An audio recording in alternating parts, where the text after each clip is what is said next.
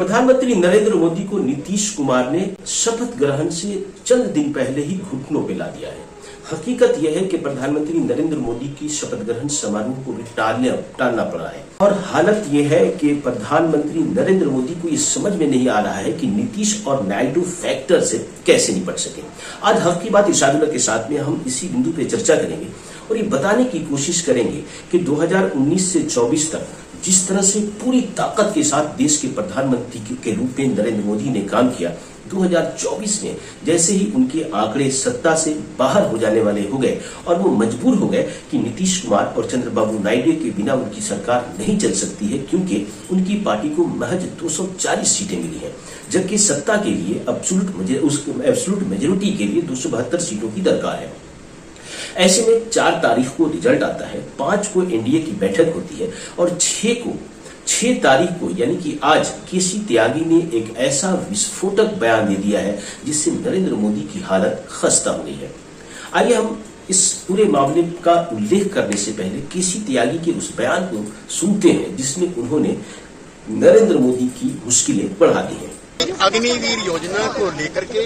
मतदाताओं के एक हिस्से में नाराजगी रही है। हमारी पार्टी चाहती है कि विस्तार से उन कमियों खामियों को दूर किया जाए जिसको लेकर के जनता ने सवाल उठाए। पते से 8 तारीख को यानी कि परसों शपथ ग्रहण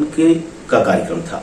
लेकिन अब खबर आ रही है कि शपथ ग्रहण का समारोह 8 तारीख के बजाय 9 तारीख को होना है। दरअसल प्रधानमंत्री नरेंद्र मोदी ने जिस अग्निवीर योजना को लॉन्च किया था और इसका व्यापक प्रचार किया था, उस अग्निवीर योजना पे पहला हमला केसी त्यागी ने बोल दिया है। उन्होंने कहा है कि अग्निवीर योजना पर कई तरह के सवाल देश भर में उठ रहे थे, इसलिए सरकार को इस पे पुनर्विचार करना चाहिए। राहुल गांधी ने तो यहाँ तक चुनाव प्रचार के वक्त कहा था कि हम अग्निवीर योजना को उठा करके फेंक देंगे। तो अब जो पहली योजना है नरेंद्र मोदी की, जो महत्वाकांक्षी योजना थी जिसकी तारीफ करते ही वो जिसे तारीफ करते नहीं थकते थे, उस योजना को यानी कि उन्हीं के उस योजना को नीतीश कुमार ने धुआं में उड़ाने की कोशिश की है। और दूसरा जो जातीय जनगणना की बात है, आपको याद होगा कि मुख्यमंत्री नीतीश कुमार और उस वक्त के उप मुख्यमंत्री तेजस्वी यादव ने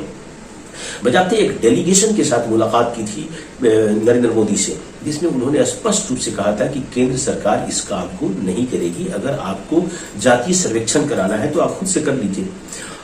जब ये मामला अदालत में पहुंचा था तो केंद्र सरकार ने स्पष्ट रूप से उसमें अड़ंगा लगाने की कोशिश की थी, यानी कि मोदी सरकार ने कोशिश की थी और यहां तक कहा था कि जातीय जनगणना या इस तरह की किसी भी कार्रवाई को करने का अधिकार केंद्र सरकार को है, लिहाजा इसे रद्द किया जाना चाहिए। लेकिन तकनीकी मामला यह था कि राज्य सरकार ने यह कहा था कि हम जातीय जनगणना नहीं करा रहे हैं, हम सर्वे करा रहे हैं, और इसलिए ये हो पाया था। अब केसी त्यागी का यह कहना कि राष्ट्रीय स्तर पर जनगणना होनी चाहिए, यह भी मांग नरेंद्र मोदी को हिला देने वाली मांग है। इस तरह जो